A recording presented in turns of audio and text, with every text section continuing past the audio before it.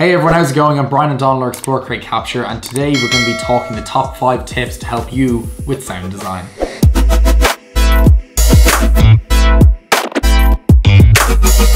Before we get into the top 5 tips to help you with sound design, I'm just going to premise this by saying these are my favorite top 5 tips. I started out in filmmaking, making videos all about the visuals, all about the editing, the fancy tricks, and I never really gave sound a second thought until I realized how much effect sound does have on a video.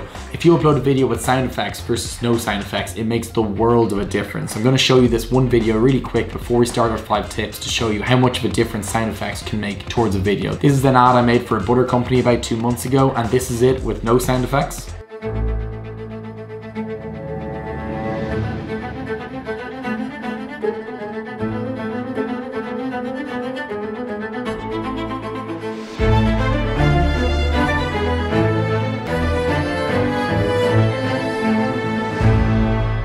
It seems alright, to be fair, like it's okay to watch, but this is it with sound effects, and you'll notice you get a lot more immersed into the video.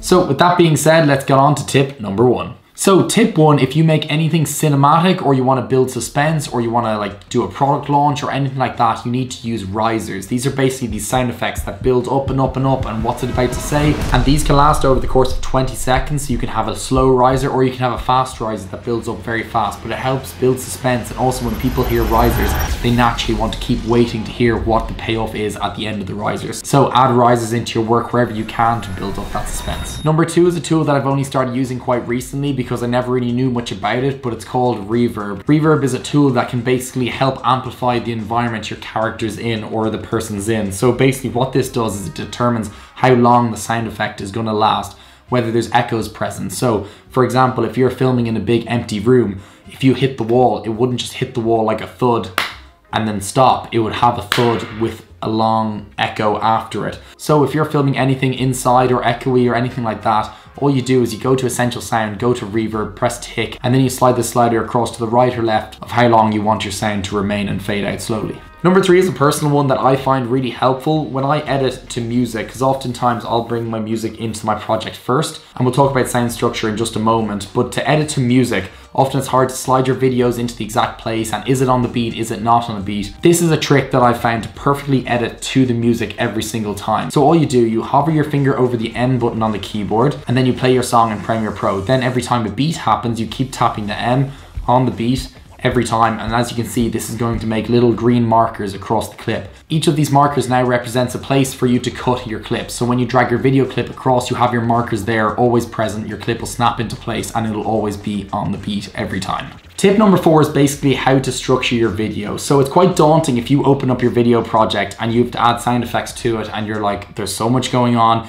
Do I put a sound effects in for everything? Where do I start? I know I just got told I need to put risers in the video. Do I put a riser in now?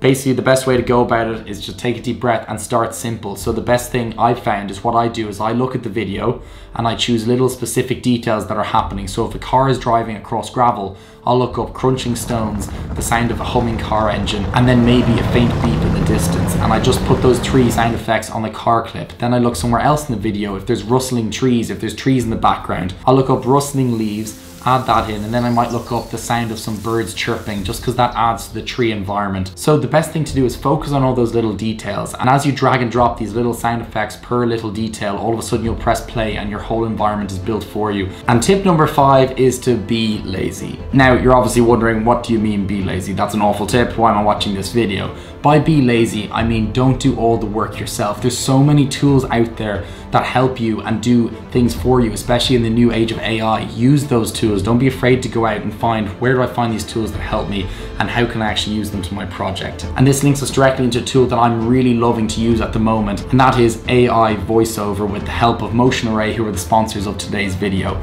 Personally, when I'm making an ad from home, I never used to put any voiceover to it because every time it would have to be my voice.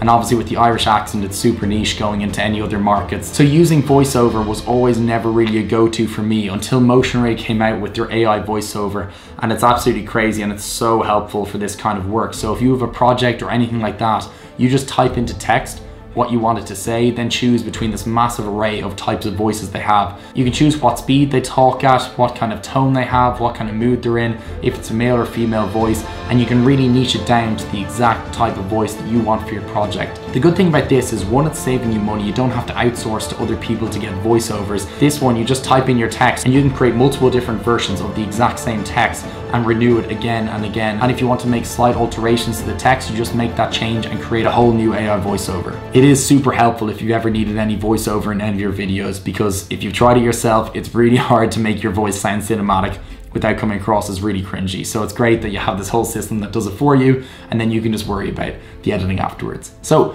hope these 5 tips helped you all. Please consider subscribing if you want more videos like this, and I'll see you guys in the next video. Have a good day. I hope you guys enjoyed the video, and thank you to Motion Array for your amazing products. Subscribe for more.